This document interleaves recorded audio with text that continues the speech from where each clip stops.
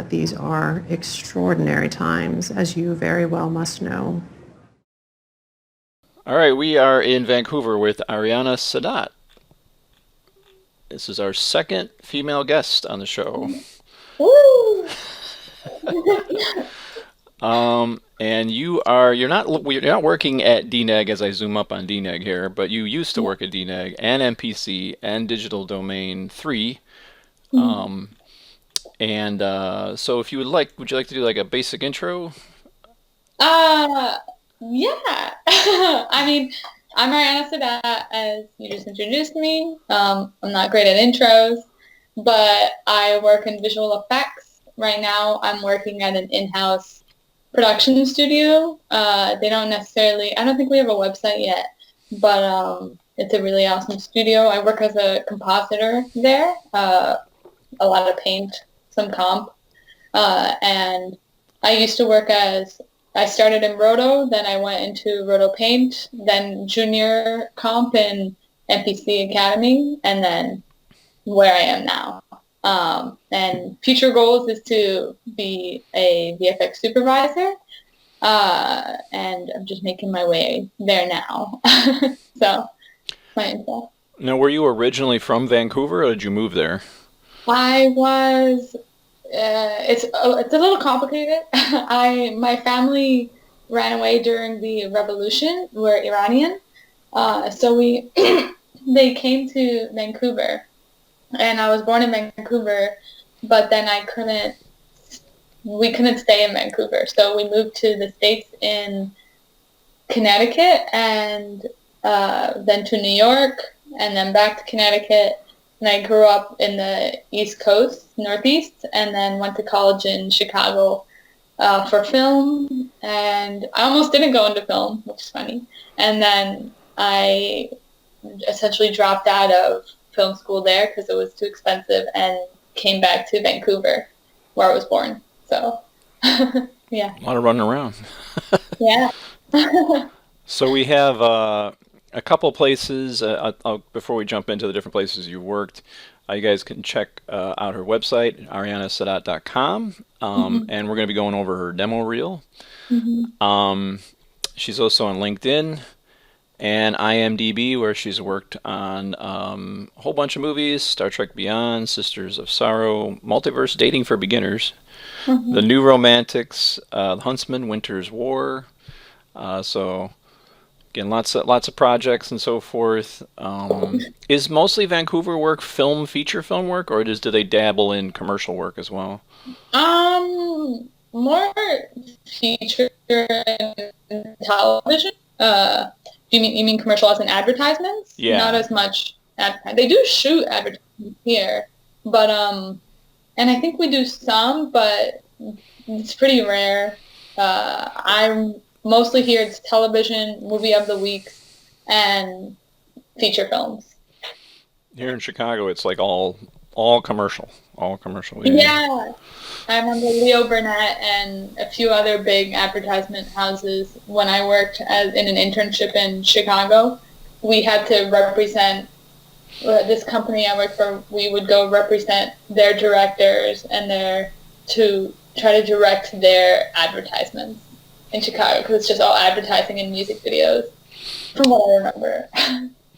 We possibly crossed paths without knowing it, but you were actually a student in the computer animation department at Columbia College when I was teaching back in 2012. I swear I remember you, because when I saw you, I'm like, this person looks familiar.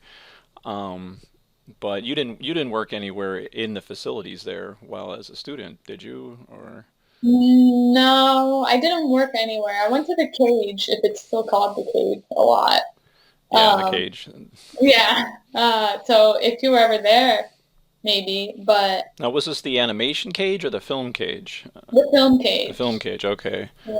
That's probably why I didn't see it too much, because Oh. they were always very.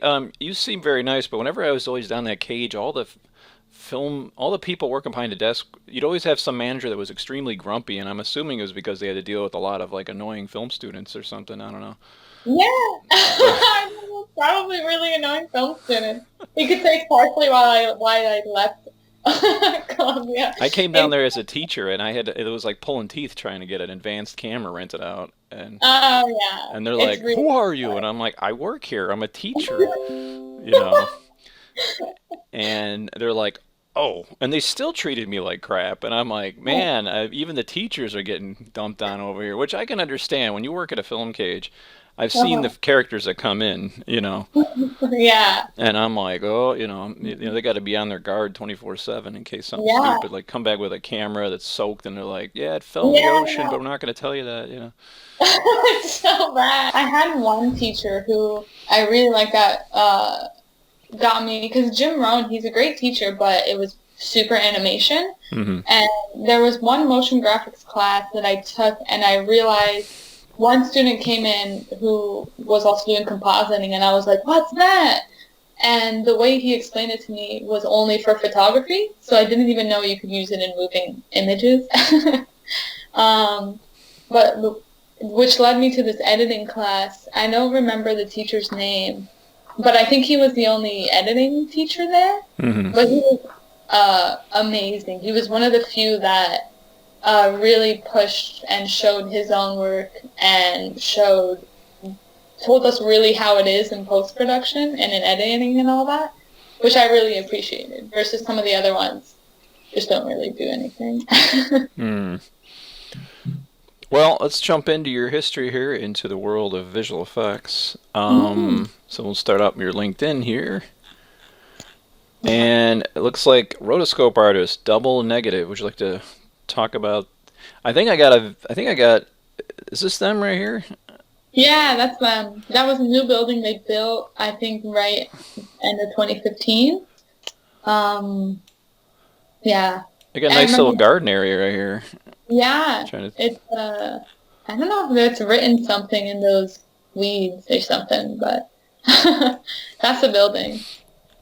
So, could you go into a little bit on how you got into DNEG and what was it like and so forth? Yeah, so at the end of Vancouver Film School, there's I'm forgetting the name for it, but you have like a gathering where you show your demo reel to everyone. And my original demo reel, I had a good amount of rotoscoping, because I had to rotoscope the top half of a person onto a wall with paint and all that jazz. It's really cheesy. And a bunch of people come from DNEG, DB, etc., and come to look for like new talent that they can bring in work. And so I got scouted by a guy in DNEG who was really great. And later on, I went and had an interview. They asked what my favorite movie was, and I said Ex Machina. Because most people they told me Marvel movies. Well, no. Did they work on Marvel movies? Yeah, like Avengers or whatnot, but I just said Ex Machina. I just remember that specific part because they were so surprised by it. And then that's how I got the job at DNEG, was just basically straight out of school from that graduation demo reel period. It was good. And from there, you worked on a couple of movies there, if I'm not mistaken. Yeah, the first office I actually worked at wasn't there because we were in a temporary office downtown as they were building it, and then we moved into there. But I worked on Huntsman, and my first shot took me 3 weeks, which now it wouldn't.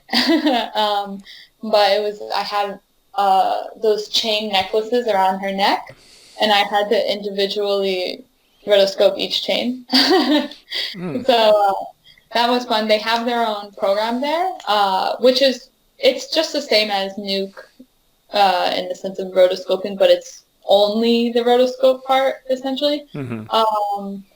And working there was good. It was a weird mix of tight deadlines. In the beginning, they were giving me room to breathe, I think, because they knew I just came out of film school. And then it started to get tighter deadlines, which was, I don't know, it was a great learning experience for me. I think my contract was only 3 to 5 months. It was a pretty quick stint at Double Negative.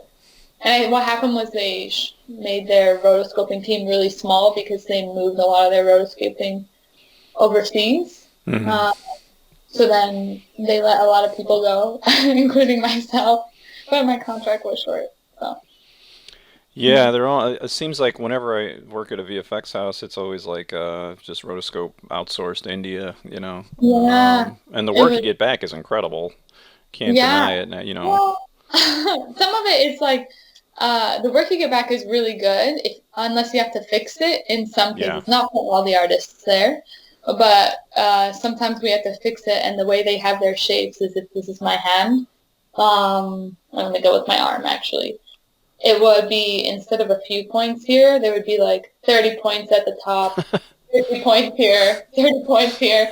And I was like, we can't do it. It's a mess. And we fix it. But it's a hard job to fix other people's rotos who learn rotoing in a completely different way than we're taught. Mm-hmm. Yeah. It was an interesting experience. Just kind of backtrail a little bit here. When you were in Chicago, these are some names I recognize. Yeah. Hootenanny with good old Jim Manarino. Hootenanny is actually the creators of Effects PhD, which is our sponsor. That's where they began at Hootenanny, and I've met the people there. My students work there. One of my students is a flash artist there, a flame artist there, and he's doing really good. And I always loved Hootenanny. The people there were just so cool. Yeah, they're super nice. I don't know, that office was amazing. And, well, for me at the time, it was amazing. I'm going to still say it's amazing. But I love smaller teams, and they were constantly teaching me as an intern versus some other internships where I don't know how it is now. I'm assuming it's the same. But a lot of the times it's in the States, they make you work for free because they just don't want to hire other artists who are essentially better. But Hootenanny did one of the things where they actually taught me really well. And they gave me recommendations on film schools, like Vancouver Film School, which is where I ended up going. There's a really good previs studio in Chicago, Third Floor. Third Floor? Yeah, I remember they were there. I didn't know who they were, but I passed by them all the time on the way to Hootenanny, I think. Yeah, there's like what I call the trios. You find this 3 companies working on the same floor and working in tandem with each other. One does sound, one does, editing, the other one does VFX, Yeah. But, yeah, anyway, I'll get back to that. It'll come to me. So why are they calling this Digital Domain 3.0? Is there a reason for that, or? Well, they keep just getting bankrupt. So, they have to, they just keep upping the numbers. I don't know if they're 3.0 or now they're 4.0. Are they? Maybe. I have to double check. But I remember it's just all the news that's been happening over the past 10 odd so years. They would get bankrupt and then blah, blah, blah. It kind of sucks because major, not VFX studios, but the big studios, I don't know, Marvel, Warner Bros., etc. They just keep leeching money out, so then they have to go for less and less money, and then which leads to bankruptcy. This building is actually one of the most secure buildings because anyone who works for Marvel, you have to be ridiculously secure. So it's very, very, very secure. Like what kind of security? Like you walk in and there's a guard there and you got to go through a. Got like 2 guns now. No, it's just in the sense of, I guess you have to have 2 fobs to get straight through and just the security clearances. Most companies have this anyways, but I think from what I understood, Marvel comes through the studio to make sure it's okay. So cameras, no internet access, no regular internet access. Really? I think, windows are all blacked out. It's stuff like that. I think most places have it, but I remember DD was more I don't know, one of the most secure places I've seen. DNEG was, I think the new building is meant to be as secure. But yeah, it was funny because I think at one point, in the one winter, I wasn't working there, but they had a power outage. Just because I think that tower right behind them fell and the power went out. Oh, really? Oh, Yeah, yeah, I there's know. like It some was kind of, like I the noticed whole that from block. above there was like some kind of a power transformer or something over here. I don't know what it Oh, was. I didn't know that. No, well, maybe not. It's something, some big power lines are coming Yeah, up here. yeah. It doesn't get that windy here in Vancouver a lot, but there's like 1 or 2 days a year where you're like, well, it's Chicago.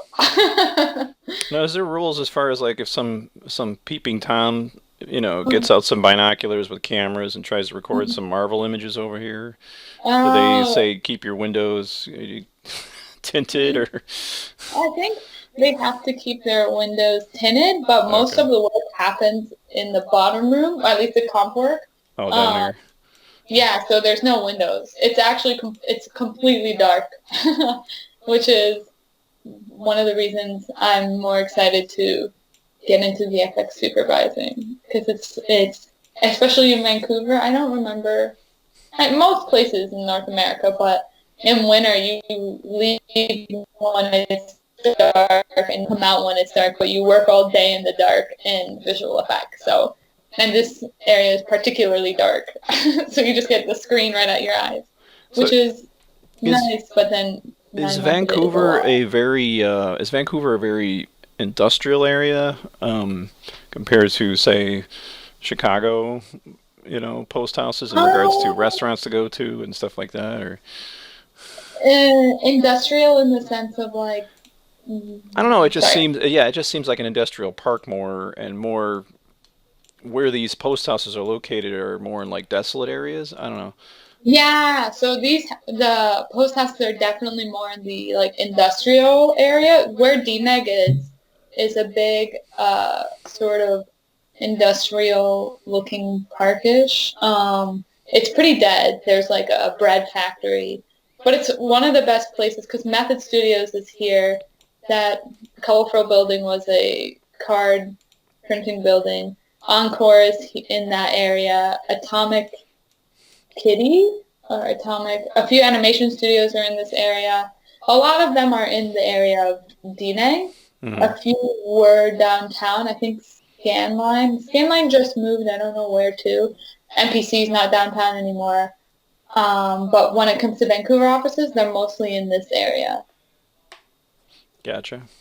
Hmm. Well, let's jump back into your LinkedIn here. Keep moving a bit.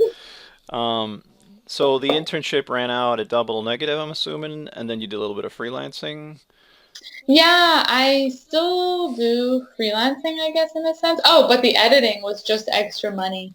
It was just, I'm not a great editor, but I was just doing editing for some extra money in between because between, when did I end that? January of 2016, and then I started January. Yeah, the biggest time I would say for post work is fall and winter. Summer, not so much. There's still work to do. It's just way less than fall and winter because you're filming in spring and summer. Um, so I guess that's why I went into editing to get some extra cash on the side. It's just student films. So we have a sad tale here.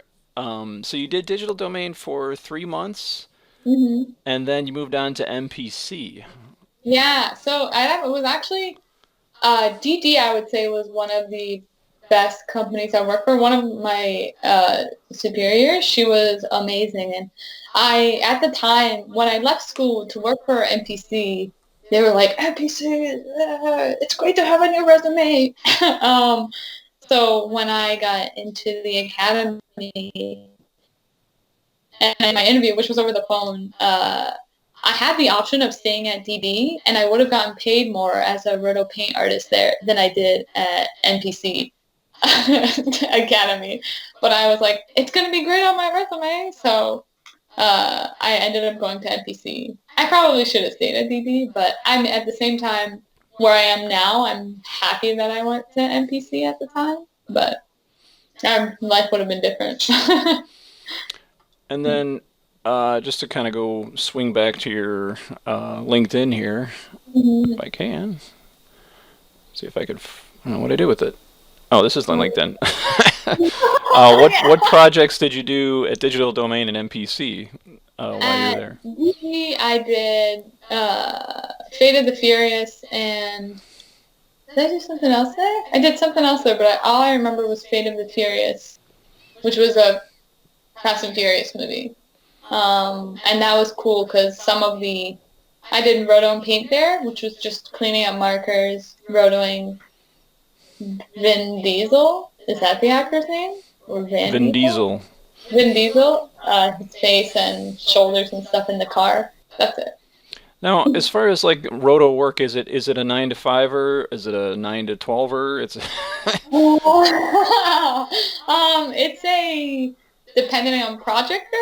It's usually the hours are usually, I think it's 9 to 6 because you get an hour lunch in between. But it's sometimes you would eat lunch at your desk anyways.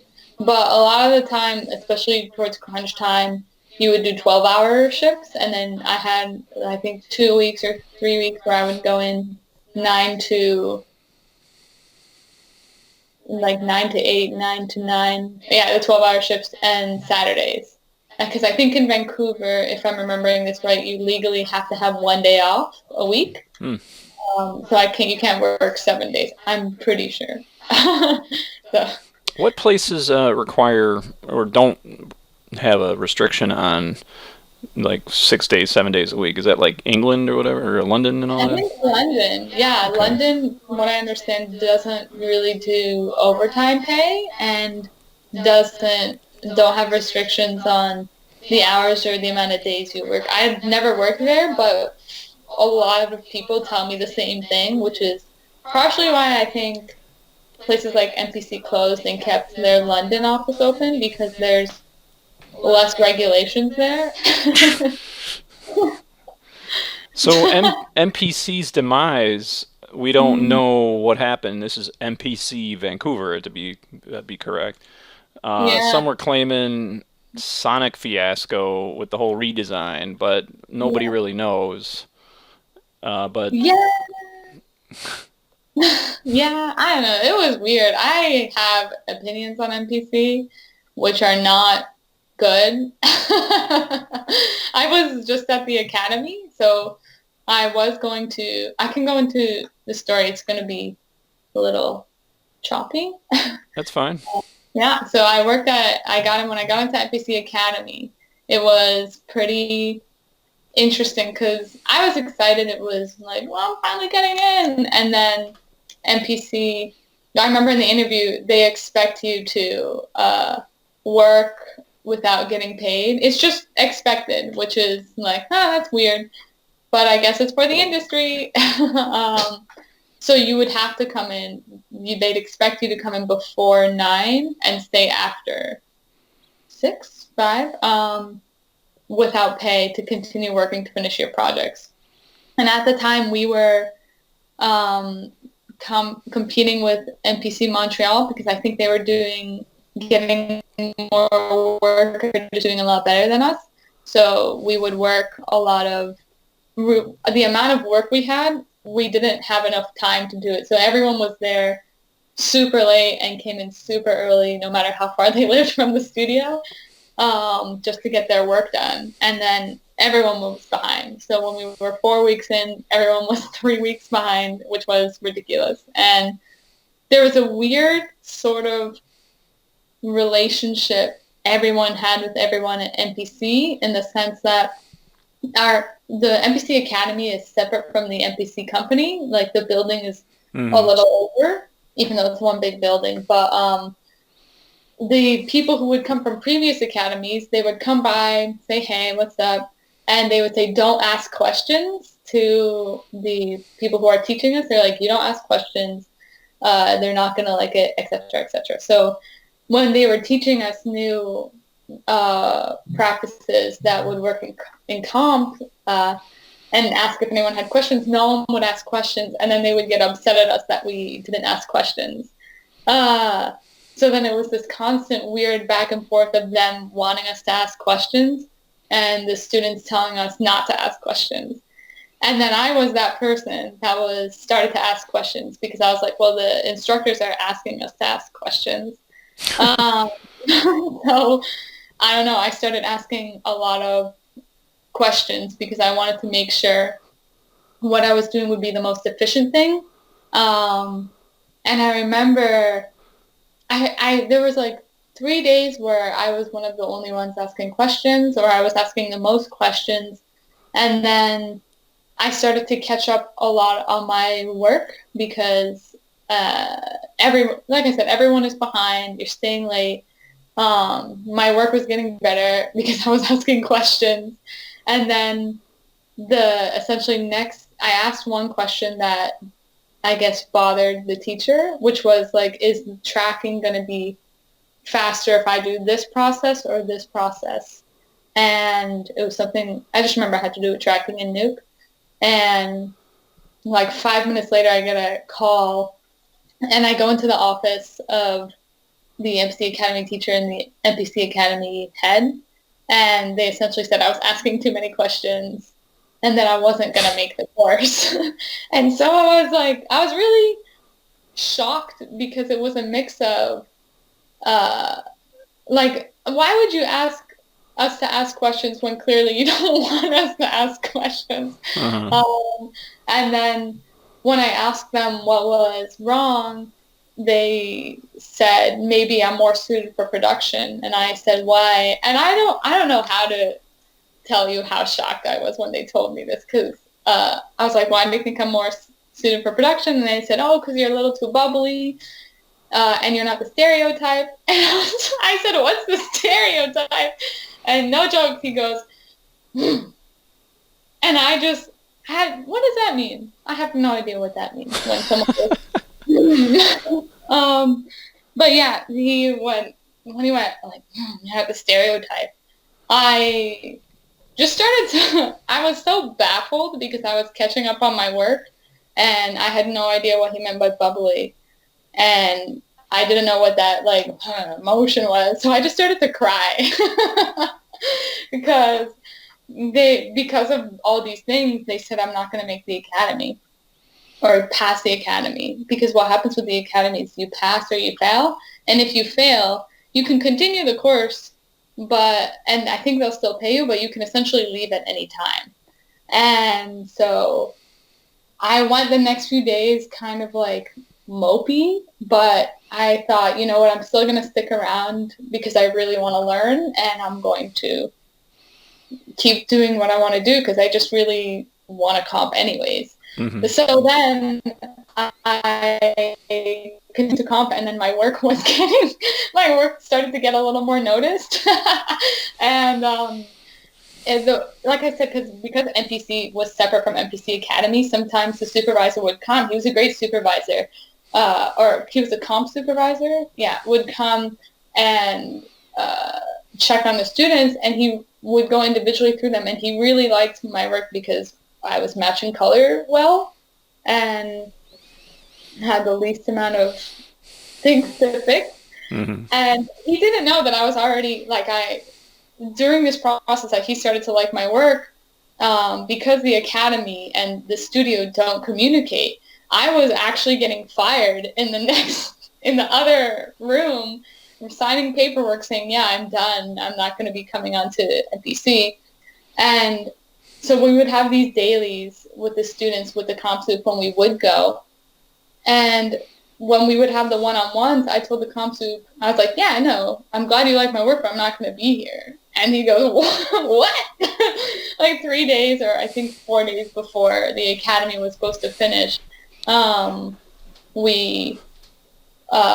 he just found out that I was essentially fired. And then there was this weird mess of the MPC Academy trying to keep me on, and within the last 3-4 days, and trying to change my mind of coming back onto the team. And the comp soup begging me, and not begging, but he was like, just give it a try, it might be worth it, or it's just like, you can quit at any time, but you should definitely try. And then I was essentially about to be rehired, and then I quit. Because I didn't want to work for a company that doesn't communicate, and then said I wasn't a stereotype and was too bubbly. And then, like, they would even there's a guy, I'm Ariana, there's a guy named Ari, and my pay would get mixed with his, even though I didn't cash anything. I had to pay back MPC with money I didn't have, and then they would pay me back the money. What? It was I do not like MPC. Like, it is not a good studio. They paid horribly, and they expect you to work overtime for no money. So, and that was just the Academy. I don't know. No, I'm trying to put this together because I've never heard of this before. There's MPC Academy, and that's a place you go into. And is that something you pay, or they just pay you at low rate, like sort of like a? Yeah. Okay, and then that's sort of like it's almost like Police Academy to get into the police department. Yeah, when we go into the MPC Academy, you first have to get accepted by your demo reel and all that jazz, and then they call you, interview you, you get paid very, very low, like just above the minimum wage. And my first job at DD was like way higher. So I was like, how is this junior compositing, which was like essentially like a higher tier than rotoscoping and paint and all that, just depending on how you look at it, getting paid much worse. We were working on scenes of movies that have already been done, so it wasn't any movies that are being done in the moment. I think right then and there, what was that Superman movie? Justice League, I think was happening. And that underwater one, Aquaman. Or no, it was Mission Impossible because they had an underwater scene in it. But those were happening at the same time, but we would work on older films, like the James Bond movie, Pirates of the Caribbean, which were cool, and we learned a lot of good things, but the thing with MPC Academy, or at least what it was in Vancouver, you don't even go straight into comp after the Academy. You go into a department that essentially, I think, gets preps for stereo. So the whole thing is nobody communicates there. Your money gets I've heard weird things about MPC, and everyone's always like, I don't want to say anything bad because I might lose the gig next time, and I'm getting kind of tired of hearing that. Yeah. I'm starting to notice everyone is so afraid to offend. So afraid to offend, and really what's motivating it is the dollar bill. I think even this whole virus thing we're dealing with, a lot of the reason why this is closed and that's closed and this school won't start up and that and this, because everyone's afraid to get sued, I think. I don't know, or afraid to get sued or afraid to get in trouble, and it's like, I don't know. It's just... Yeah, I don't know. I think I don't know. I'm very tired of that narrative in the sense that, not in the sense of people not speaking out. I think it's perfectly fine to speak out because that's how you'll everyone wants these companies to be held accountable. How are you going to hold them accountable if no one's speaking out? I mean, it could be a whole system MPC, or it could be that individual. And those individuals change from one studio to the next. It might be different. I was going to ask you, being in Vancouver, being in the VFX industry there, has there been any shifts or influences from the emergence of all the post houses in Montreal popping up? There was a bit of a stir that when they first starting up, I think in last year, that a lot of VFX artists were moving to Montreal, but I have heard some of them moving back because they started there, then they were a little rocky, and Vancouver has a pretty stable sort of, just because we're on the same time zone as LA, we're on the same everything is easier for California to Vancouver versus California to Montreal. I think Montreal is nice, but the whole like moving to Montreal and everyone freaking out about it, I don't think is a very big deal. This is we talked to where I work now, is like the best place I've worked. And they said, yeah, it might seem like a lot of people is moving there, but this happens all the time, and Vancouver is going to be pretty chill for quite a long time. So I think this whole, it's popping up a lot of Montreal is, it's not, what's the word, trendy? Like it's, like it's trendy to move to Montreal, but it's a phase that's going to pass over. There'll still be jobs in Montreal, but Vancouver is pretty stable job-wise, I would say. Mm-hmm. Except MPC, that was weird. Are you hearing from any of your friends in the midst of this COVID thing? Is it what did they do at most of these post houses in Vancouver when it went down? Did they just ignore everything and said just come on in anyway, or? I think no. I know a lot of companies are doing really well. My company did really well, and a few other companies, they're working from home. And they have setups at home, but I think the issue is having the studios, Marvel or Warner Bros., etc., be okay the fact that people are going to be working from home because of all their security clearances that they would have to be privy to, but they have to be if you want your movie done or if you want nothing done. So it's this weird mix of they have to be okay with it no matter what. So some of them, I think, are moving home. I'm not sure, or have moved home. I'm not sure about like Method or Encore or whatnot, because those are the two other really big studios here. But from what I know, my studio, we're working from home, and I think DD's working from home. I'm not so sure, actually. But from what I'm hearing, people are working from home. So basically, people are working on Marvel movies in their home offices with no security. They could be. I don't. The people who are working on Marvel movies, I don't know. One of my friends, he was working in a studio, but then he had to stop just because he got into what do you call disability leave, sickness leave. So he couldn't work for quite a bit. But there was, the issue was more about will people be secure at home working on these Marvel or television shows.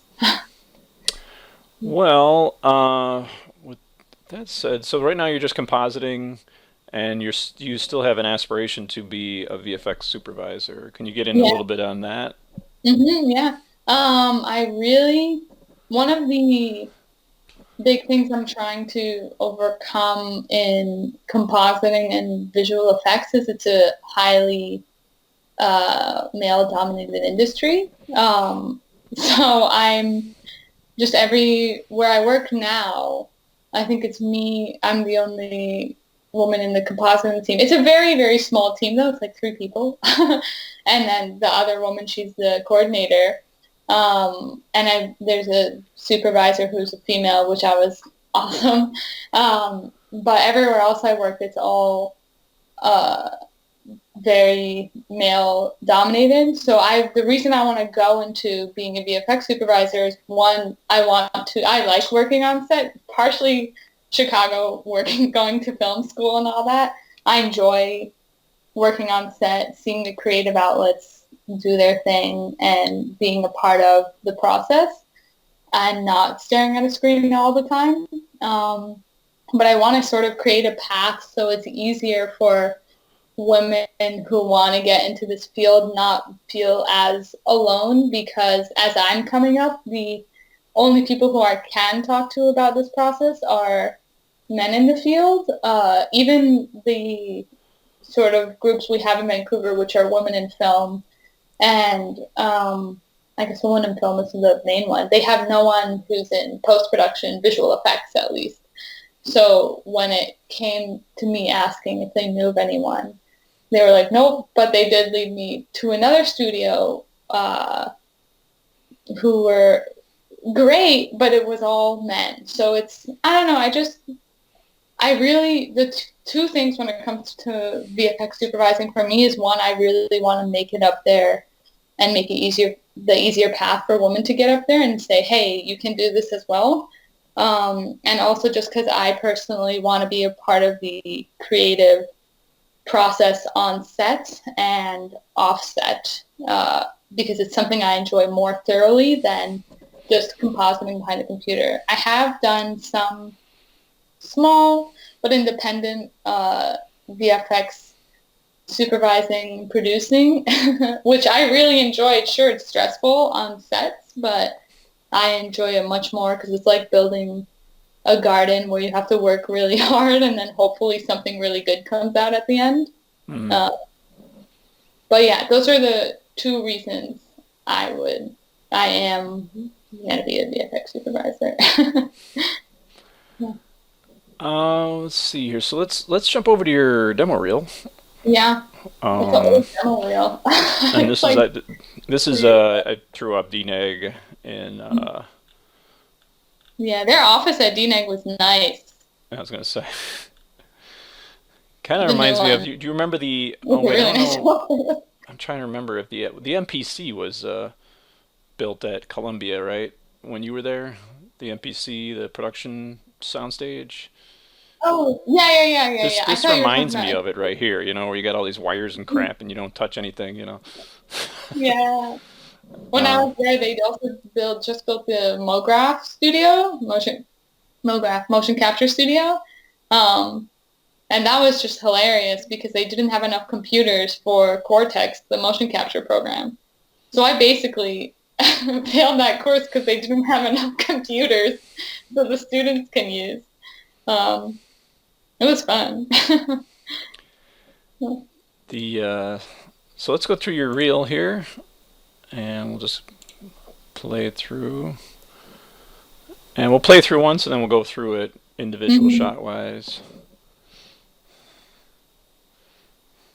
And then these are good things to learn from because they're more of the meticulous portion, not the real flashy portion of compositing.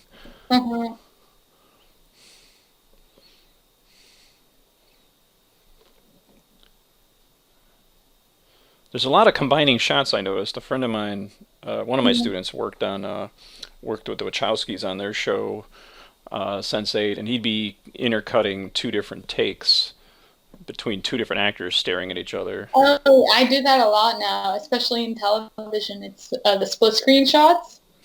It's a big thing, just because they joke about it now in post about how this is adjusting directing.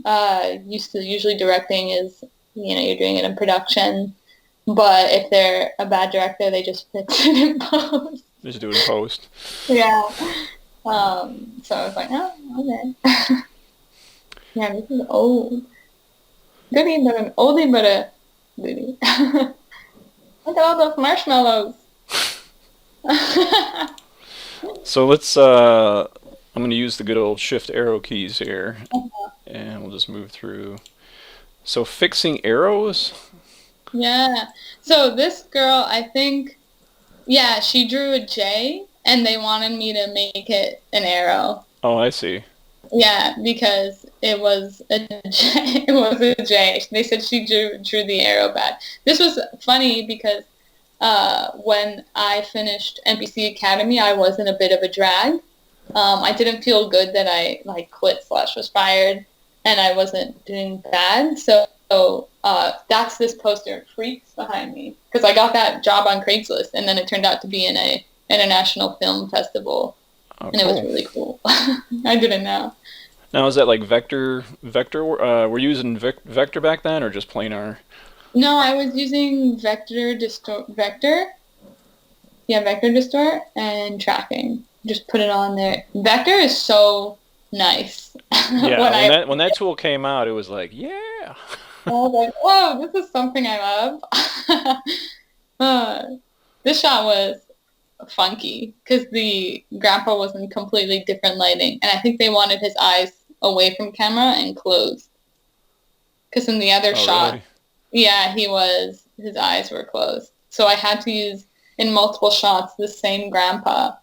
Now, how do you attack a shot like that where you're looking at two handheld shots and you gotta stitch them together?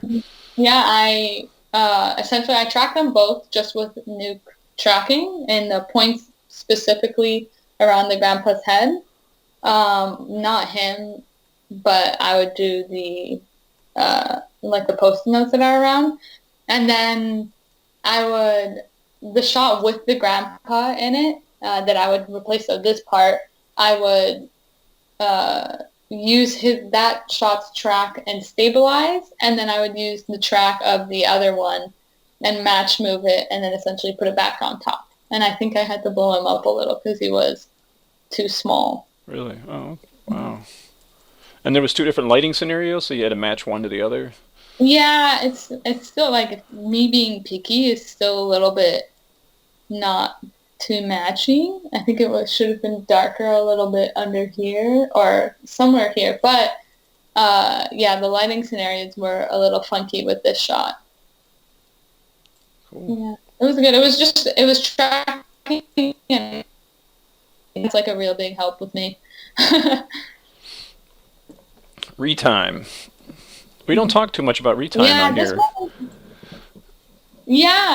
I put this one on here because I thought it was interesting. I usually think retime is a pretty simple task, but this shot was a super fast shot. So when you would retime it, you would get parts like under the truck that would actually warp, and you usually the 3 different retimes: Chronos, O-Flow, retime. And there was one other one, but that one I don't remember, which I'm assuming is not a good one. I usually use, Twixter. That's actually a really good one. I just didn't have access to it. But with this one, I ended up using O-Flow, I think. And then with some patches that were getting warped, I'd have to use the same O-Flow, but with a different filter, because that would help remove some of the funky twitches that were going on in that area. Just because the way they blend the frames to bring it back to slow motion, it would take those frames from before or after, and it would do a weird funky stitch. So I would fix those. I used to be the only teacher. Like, I don't think nobody was teaching at the time, but I ended up teaching all of the Ocula plugins. We managed to convince our school, like, we need a couple Ocula licenses, and Right. we ended up teaching all of the stuff, and we were doing stereoscopic, we were doing all types of fun stuff, retimes, and it was I thought it was really good learning experience for the students. I think it's great. Where I work now, we do a bunch of retimes, but you have to match the offline that you get. So basically 100%. So you have to make sure that your retime is correct. And if there's a dynamic retime, which is kind of rare, but there's times when it happens where you have to, instead of just slowing down 20% or 100%, you would have points where it would be 10%, then 30%, and then back to 10%. Those are the parts that can mess up with these filters, because I don't know, it's just retime doing its thing. It's just And is it just the way that the vectors and are rebuilding the image that you have to just fiddle around with the filter? Yeah, and then usually you retime before we do any comp now, because otherwise it's just wasted comp and wasted time. Because television, things move much faster than in film, right? So you retime first, you can render out a pre-comp, and then work straight on that. Unless it's a really short frame range, you can just work on that retime. Now, this was roto work? Yeah, I think this was roto. There were a bunch of shots like this in Fate of the Furious, where the glass was placed. So the glass is all fake. in their cars. So I just rotoed like his shoulder, the parts of the car that are the frames, and basically any shot in the snow where he was driving, I did that, and a few of the other actors as well, just because the glass was never there, and it's all green screen or blue screen. It was a while ago. Every time I see his face, I kind of have to squint because I know every wrinkle of his face. Spending a year on a video game with him, so it's like, get away, go away. Screen replace. Green screen. This one was a bit challenging. I actually ended up having to get this shot match moved because nuke tracking was just not having a good time with this shot. So the person in charge ended up being able to get a match move shot for me. But yeah, all these screens had to be replaced, and then just rotoing his hands, a mix of roto and key, probably. So I'm assuming like the 2D track would not stick because you got reflections going on and not much to grab a hold of, and then you do a 3D solve, then you just put the cards in 3D space? Yeah, so I would, because with match moving, a lot of times they give me the geo, so I don't remember if I put it on the geo or if I put it cards there. Usually, like the way I do it now is I put it on cards and just use the markers of the point, and I put a card there and then put it right there. And if I need to roto the edges of the screen, roto those back on, depending. Usually the card is the same size as the screen, so I wouldn't need it.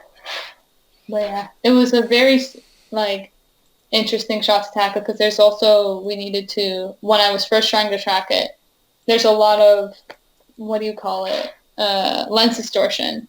You have to undistort, track, redistort, and etc. But it just wasn't working, so that's where the match move came in. Yeah, if you don't get that undistort right and you start throwing in stuff that's rendered through scanline, you can have a headache on your hands. Whereas planar is more forgiving because it's just conforming to the curvature of whatever's really there. Yeah, planar's gotten better with every nuke update. Yes, it does. So they got Mr. Kirk here. Yeah, those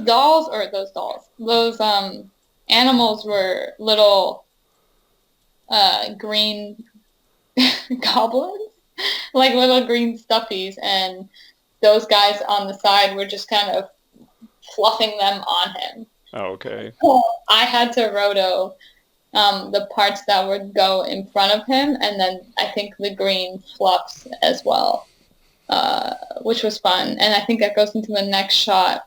I had to roto more about the people who were in the shot, like their shoes, the stuff on the sides, because he was pushing off these green little plushies, because that's what they were using to, put in those aliens. It was good. Yeah. Combining shots again. Yeah, this is an oldie. I think there's still a little bit of a shake in this one, but it's just a split screen. Because she wanted them to go from one. It's a movie where it's different universes, so they're essentially doing the same thing over and over. And I was doing a split screen, so it's just split in the center, match move one shot if it's a little off. Even shots that are on a tripod can have a little bit of a shake, and that'll will make a difference if you're like, something's a little off. So match moving the shots back together, stabilizing one. And so those are. The transitions are all in After Effects. That was just. Oh, okay. So this is like a little bit of chromatic aberration artifact transition. Yeah. She wanted these. It's a different universe. Film burns, a lot of film burn transitions. That was that. Now, is this, what is this? It's Roto. That bear that's in the back, the polar bear thing, I had to roto the people walking in front of it. So most of the stuff you get in film and television are they're shortened here, and I'm sure you know this as well, but like there's the handles at the end, so they can move back and forth depending if they want more of the head of the shot or more of the tail of the shot. So I think this one originally had her walking from farther back, and then I rotoed her and the guy in the back to go in front of this polar bear thing. Ugh. Yeah, this is that chain necklace shot. Oh, there it is. Yeah, that was my first roto shot ever, where I had to roto her dress, her gloved chainmail, and then her necklace, because she turns into gold at that point, I think. It's been a while since I watched that movie. It was the first one I worked on. But it was fun. No. This roto paint, yeah. Same thing. I had some tracking markers to get rid of at the top. I'm assuming just for the background, whatever was going to be put there. Oh, gotcha. Yeah, and I learned a few methods of removing tracking markers, and it was using a shuffle. So I would shuffle out the red and into the blue channel, just because the blue it'll turn into blue. It's been a minute. But shuffling out the red to the blue channel, just essentially made the marker disappear. Yeah. It's pretty fun. And then just rotoing him and his gloves, all those circles. Bunch of circle rotos. Clock inside replace. Yeah. Yeah, this one, a friend, it was one of the short independent ones, and they had a bunch of clocks they needed the inside to be replaced with, and then the turning hand. So that's a card with tracking put inside, and then manually turning that pointer on that center. And adding motion blur. Yeah. Screen replace. What are these funds? Yeah, these are always fun times. They wanted screen replacements in a lot of this just because the footage was bad. And I think this had to do a lot with the film, just the shots themselves. So I think there was interlacing in that.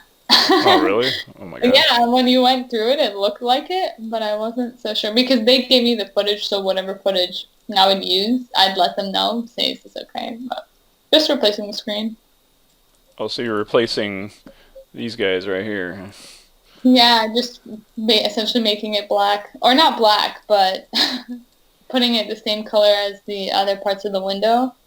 Because there were a bunch of windows in this house that they needed removed. This one was weird to me in the sense because I needed her reflection in that. But there's a really, really light reflection. You actually might not be able to see it. Oh, there it is. Yeah. Like right there, right? Yeah. I had to make it so it looked kind of at least like the back of her head. Just take a chunk of her blonde hair and animate it around, or? Yeah. It's the subtle things. This is a monster shot here. Yeah, well, I had to roto a bunch of these guys because there were mats that they were falling on. So I would roto them, and then I think paint artists or comp artists later would make it so that they would fall, or they can remove the mats underneath. So it was a bunch of roto. There's a lot of guys. Die. Ugh. Yep, more roto paint, more of him. Vin Diesel smile. Did you guys do any beautician work on him? No, I mean I didn't. Oh, okay. Yeah, I'm just curious how many of these old timers get any beauty work, compositing wise, you know. I think they may have. The Rock's just been in a million movies. I'm surprised. Yeah, I mean. Yeah, this was all roto. I had to roto him coming down, but when he hit, a bunch of snow comes up, so I had to essentially guess where his body was. because I think they were putting more snow and debris around where he is. So whoever was the stunt for this did a really good job, because that was a real shot. What's it They like hit it. dealing with this heavy motion blur? Yeah, it's pretty challenging. Like the way I learned roto was even in motion blur, you go for the hard edge. Hmm. And it also depends on the program you're working with. I think because DNEG, we had a proprietary program, so you would just stick to the hard edge, and then comp would adjust maybe the feathering later. But now with the in-house studio I'm in, we essentially do it for ourselves. So I do a hard edge line, add a little bit of feathering depending on which way the motion blur is going, and then I might turn on the motion blur on the roto shape, but a lot of the times if the motion blur isn't working, I'll make a separate shape for that motion blur, but keep it in the feathering area. So I would... Yeah, I mean, when you turn the motion blur onto those shapes, you can get all types of crazy results depending on what your settings are, Yeah. So, inside of Nuke. Yeah, these days I've been doing a lot of adding some alpha painting, depending on how crazy the motion blur is, and doing a light paint in that area for the motion blur. Because there's usually something that's crazy, it's like 2 or 3 frames, so, and it's just adding to the alpha. Change eyes. Yeah. Well, there's a lot of adding eyes to pen films. They just want to make white eyes. So I just made her eyes white, tracked her eyes, and then rotoed those leaves in front of them. Was the foreground leaves in the comp and post, or was that already there? No, it was already there. So to roto them was a little funky because I also had to give a ton of leeway in the feather, because otherwise it would just look like her eye goes back to its normal color. Oh, yeah. Yeah. Whatever works.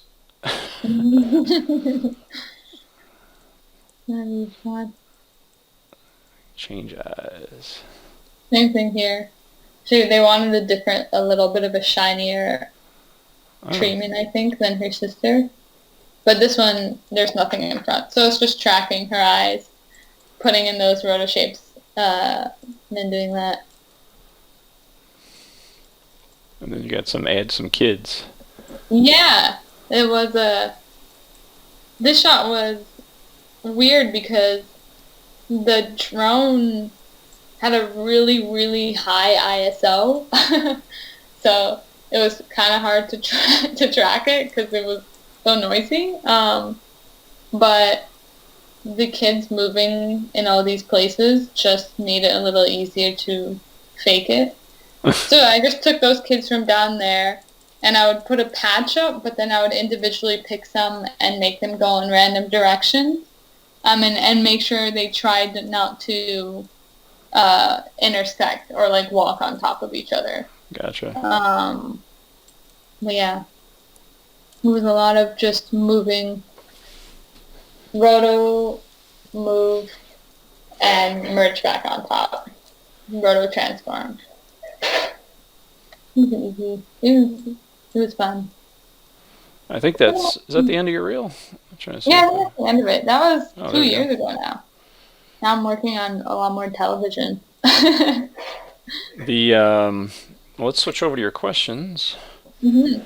So it says, this is from, let me squint my eyes here, Via Shah, hopefully I didn't tear that apart, Vija Shah. I'm a roto artist and I want to move into compositing. How do I do that? Any tips or advice for me to move from roto into compositing and be compositing artist? Thank you. So Via Shah or Viager, Viager Shah.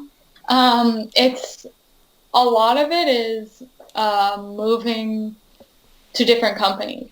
It's really hard. I only know a few people who've been able to move up into comp or paint or etc. in one company, unless you're really pressing for it and you have to constantly be on top of them. But it's a weird mix of you don't want to be too annoying. So it's if you're doing roto right now, get some paint skills underneath your belt, track some shots, remove signs in the street, add that to your reel and apply it to other places. And it's really just moving company to company that moves you up, unless you know your soups really well or whatnot. So you can just constantly ask them, can I try to paint? Blah, blah, blah. Here's what I've been doing on the side. This is Go Pie Tour. Hey, hi. So how's Canada now? I heard the few companies closing down and some already closed. And what's next in the VFX industry? Canada's still the best place to go where there's looking for new opportunities? Yeah, so Go Pie Tour or Nawadoin.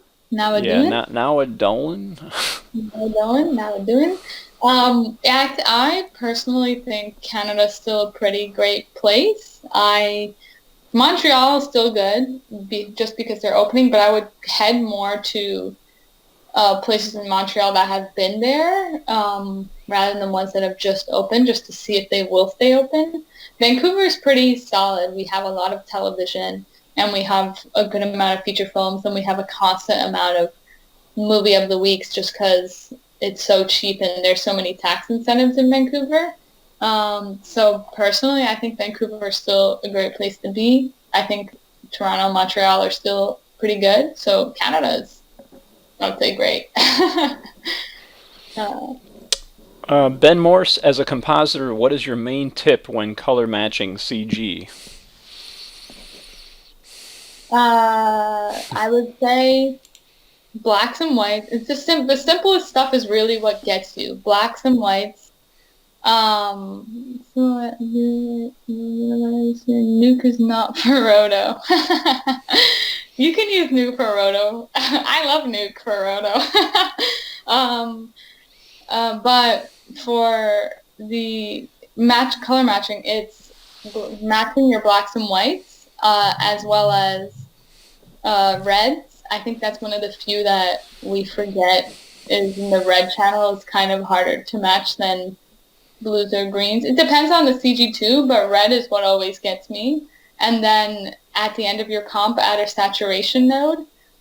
Put it really high, the highest you can be without ruining your image. And if you can notice that your CG is pretty different from the rest of your comp, you need to fix the color. And you can see what colors are standing out more with your saturation really high up. So blacks, whites, reds, and the saturation node is what I would say. We have a little cat cameo in the corner of the screen. Okay. Hello. Ratney KM. Hey Ariana, so wanted to know, in big companies like DNEG and MPC, are advanced keying skills required, or is there a whole department for roto keying for it? Also, as a woman in the industry, how do you feel in general about the environment you're working in, regardless of what company you're working in? Is there a lot of women working in there with you? I love the Women in VFX series on YT, by the way. Hope to see you there. Okay. Is this the Women in VFX series? YT? Oh, YouTube. YouTube. Oh, okay. I was like, YT, what's that? Yeah. Okay. Yeah, so I want to know big company. Sorry, I'm just rereading. Are advanced keying skills required, or is there a whole department? There is, like a roto, big companies, DNEG, DD, MPC. In prep, which is a mix of painting and prepping, you learn these skills of how to clean a green screen, which is, it's kind of the same as keying, but you're going to make it easier for the compositor. So I think it's good if you know some keying. If you're, sorry, I'm getting a little mixed up. Roto keying for it, just for advanced keying. Yeah, okay, so and you don't need to know advanced keying skills for these big companies, partially because I think you're going to learn it how they do it, and every company is going to be differently. Some people do a screen clean, which is in prep, they clean the screen, get rid of the markers, make it an even green so the compositor can do, a compositor, a senior compositor can do a clean green screen key out of it. But otherwise, there is whole departments usually dedicated to roto. If it's a last minute roto, they ask the compositor to do it themselves. But for keying, it's usually on the comp side or the prep side or paint, depending on how small the studio is. And you don't have to be, the better you are at it, sure, it's going to be way better, but you shouldn't be bad at it. You should be at least good at it.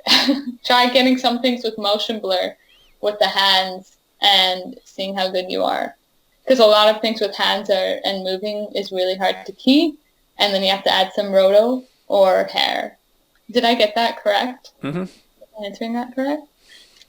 And then as a woman in the industry, how do you feel about the environment you're working in, regardless of the companies you're working in?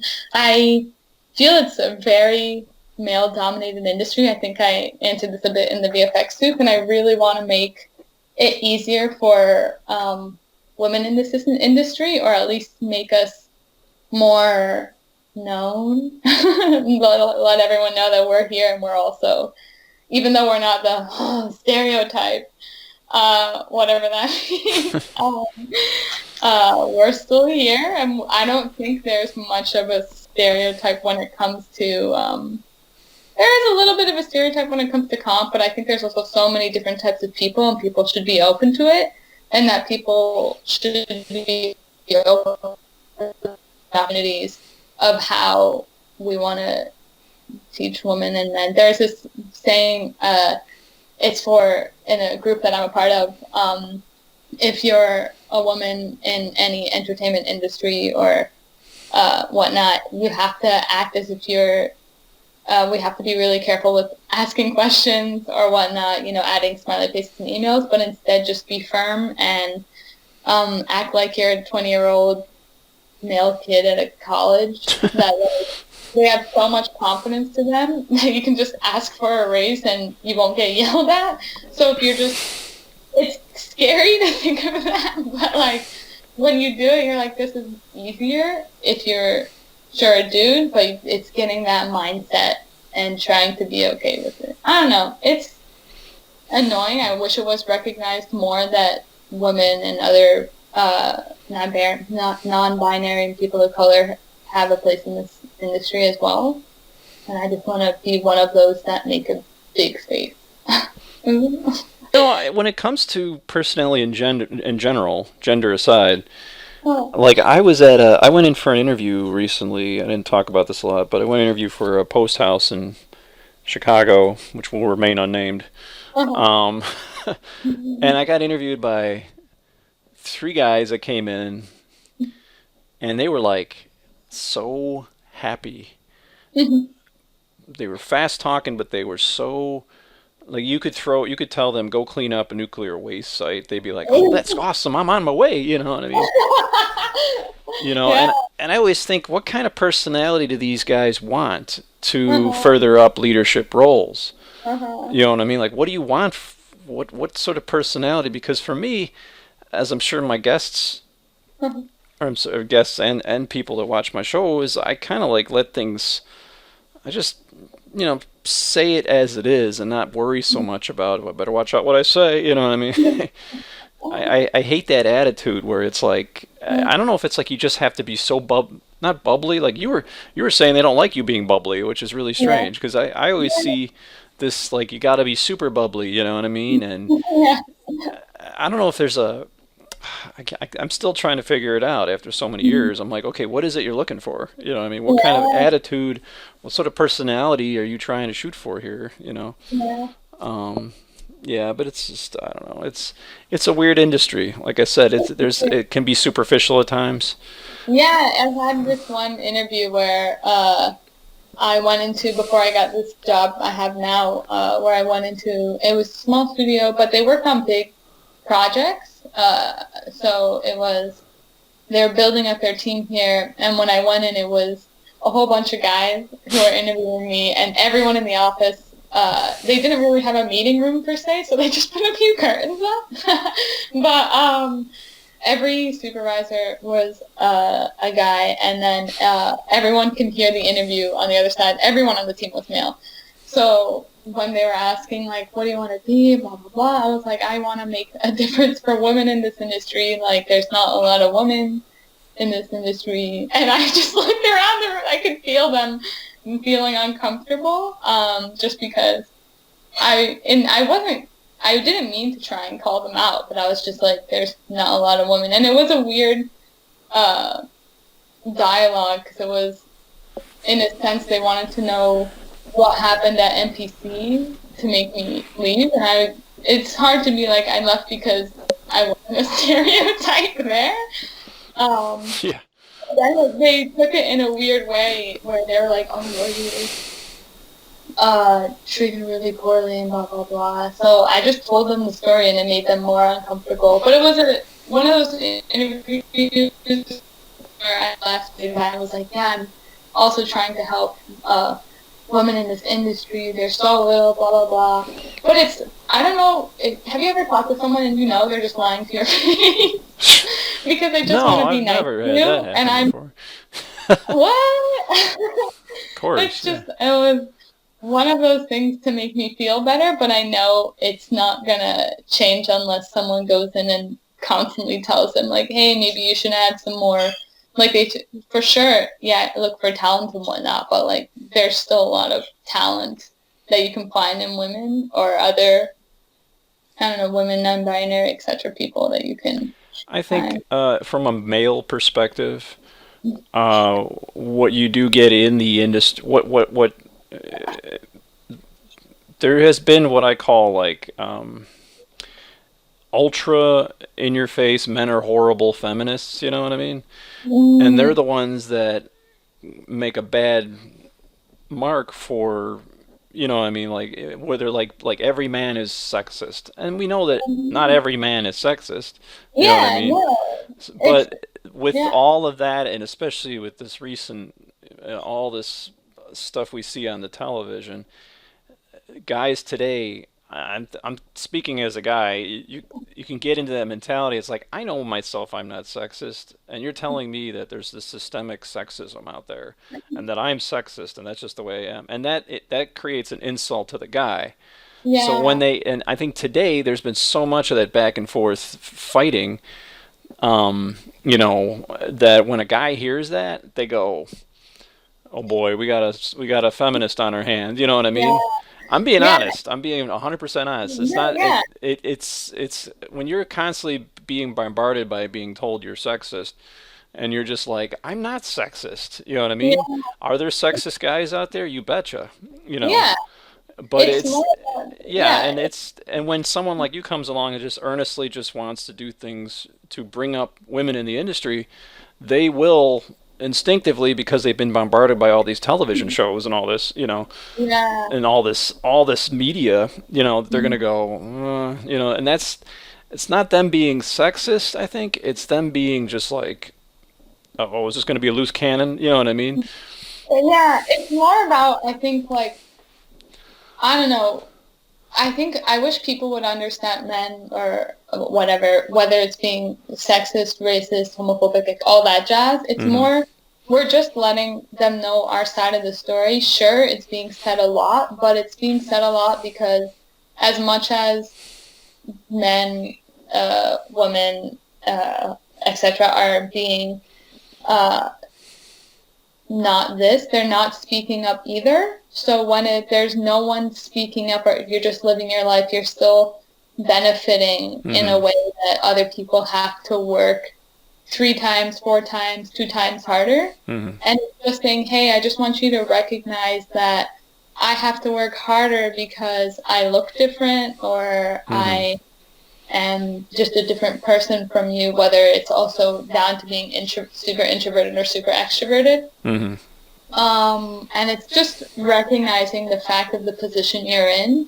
No one's saying that they didn't work hard, or they didn't, like, the people who are like, no one's saying that they're not working hard, or they're like, they're sexist or they're homophobic. It's just, it's just letting them know our side of the story and saying, hey, if you want to help out a little, talk up a bit at work. I know a friend here who he's a man of color, and he realized he was getting paid less than some other people in his office, but then he realized the only woman in his office was getting paid less than him. But he didn't say anything because he didn't know how to act in that situation. And unfortunately, it's one of those situations where if just like a woman acts up, they might do something, but they might not. So if you have more people around you that are like, hey, this is unfair, something might actually happen, and it's going to not only benefit yourself as the artists or the supervisors or producers, but it's going to benefit more people coming into this industry and making, I think, overall a healthier industry for anyone to work in. And then maybe like studios being better towards their workers, because everyone would get fair pay, everyone would be treated equally, and everyone would just essentially have a good time doing what they love rather than dying at the desk.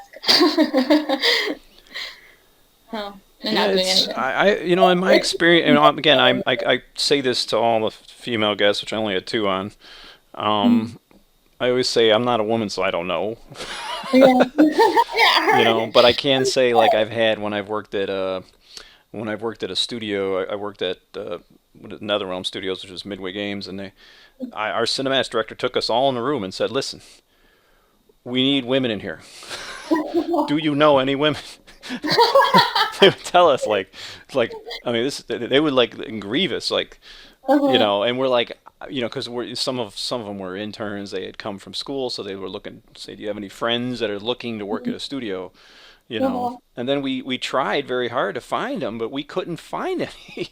And it's like there's the other side of the argument where it's this is also in other professions too. It's not just visual effects, but there's not a lot of interest in it, like engineering, for example. But I think that's for people who would use that as an argument, being like they don't like it anyways. That's a very bad argument, because I think it's about us also. It really, the premises of all this is education, right? But it's about if, this might be a bad example, but I'm trying to imagine just like a regular guy going into Victoria's Secret or something. At one point, they're going to feel maybe uncomfortable, so they leave. So if you're a woman or non-binary, etc., going into an environment where it's all men, and you want to make your way through, but like every step of the way upwards, you're dealing with a guy, and it's going to really involve like where you live, in terms of money, all that jazz. Like, it's going to turn you off because you're scared of that process, or you don't want to have to deal with that. So, which is why I'm trying to do trying to get into VFX supervising. So when people look up, they're like, oh yeah, I can actually step into this because there's someone who's started to lay down something, and maybe hopefully I'll be accessible. I hope I am. To ask these questions and lay them down, like what's happening, so then they have an easier time. Have you ever watched Brooklyn Nine-Nine? There's actually a really good episode on this where Captain Holt, I'm not spoiling this because it's been out there for a while, so